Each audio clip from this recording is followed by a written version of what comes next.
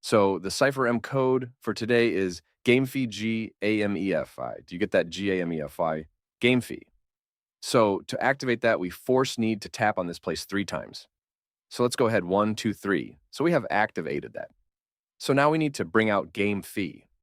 So the first G, we are going to long tap twice and short tap once so long, short. So we have the G and bring out the A. We have to shorten long, so short, long. So we have the A.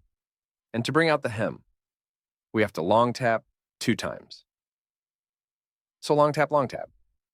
So we have the H, and now to have the E, we are going to short tap just 1 time. So we have the E, and to bring out the F, we are going to short tap, long tap, and short tap. Do you get that short, long, short? So short, long, short.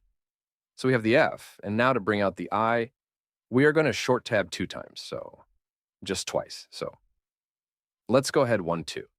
So we have bring out today's Cipher M code and just take the price. So this is today's code, and that is how to unlock it. Don't forget to give a subscribe to this channel. I still remains lit, and I'll see you later in another video. Bye for now.